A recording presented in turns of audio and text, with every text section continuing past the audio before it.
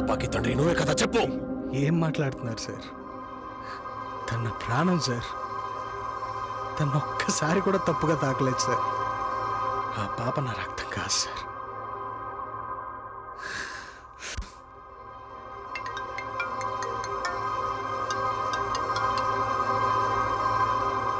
పాప గురించా? ఒక్క నిమిషం.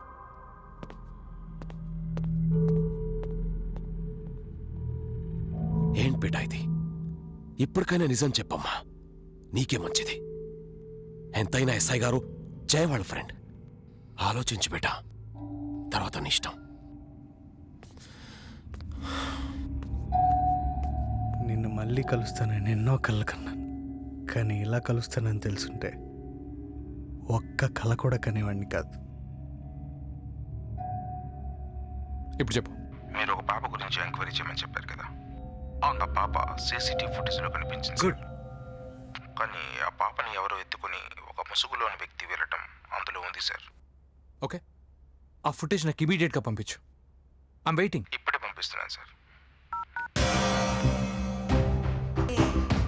స్వామి, ఆ ఫుటేజ్లో ఉన్నది ఎవరో మనకు తెలియట్లేదు కాబట్టి ఆయన అక్కడి నుంచి ఎటువైపు వెళ్ళాడో ఎగ్జాక్ట్ లొకేషన్ నాకు కావాలి.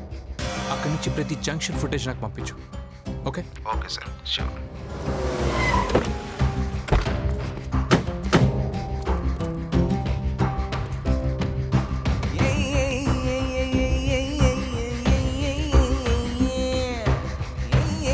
ఇక్కడ డెడ్ ఎండ్ ఉంది సార్. ఇటువైపు అటువైపు రోడ్ క్లోజ్ ఉంది. I think we can go this way sir.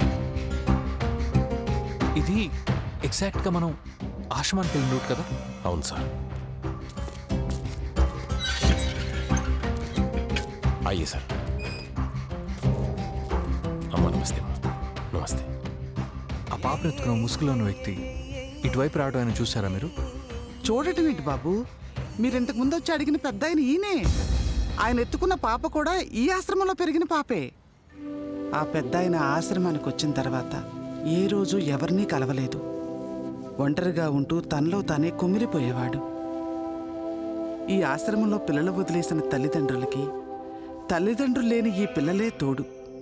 అందుకే ఇక్కడ ఎవరిలోనూ అనాథ అనే భావం కనపడదు. ఆ రోజు ఆశ్రమం నుండి సరస్వతి ఇంటికి వెళ్ళిన పెద్ద ఆయన అదే రోజు చాలా దిగులుగా మళ్ళీ తిరిగి ఆశ్రమానికి వచ్చేశారు. ఆయమ్మా, ఏంటో ఆయమ్మా, పాపను వదిలి ఉండలేకపోతున్నాను. పాపని వదిలి ఎందుకో ఉండబుద్ధి కావట్లేదు ఆయమ్మ అని అతను నాతో చెప్పినప్పుడు, పాప ఎవరో కాదు, మీ కూతురు జన్మనిచ్చిన మీ మనవరాలే అని నేను పెద్ద ఆయనకి నిజం చెప్పాను.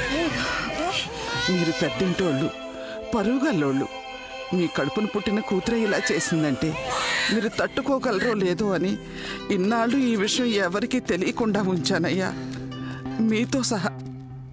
అసలు ఏంటి నీ ఉద్దేశం? ఒకసారి ఆలోచించు. ఎందుకు ఇలా చేస్తున్నావు?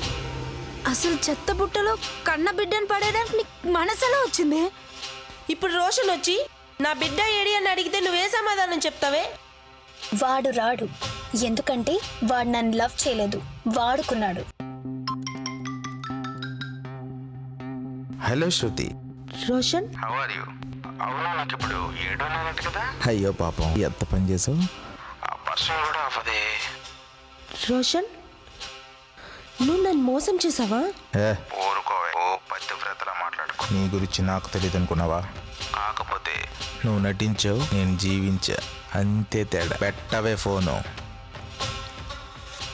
ఈ విషయం నీ ద్వారా జైక్ కానీ డాడీకి కానీ తెలిసిందనుకో, నా గురించి నీకు చెప్పాల్సిన అవసరం లేదనుకుంటా. అమ్మా, మీలాంటి మహాతల్లులు బిడ్డల మాత్రమే కడుపులో మోయరమ్మా. నా బిడ్డలాంటి పాపాత్మలు చేసే పాపాలని కూడా కడుపులో దాచుకుంటారు. Hi old man.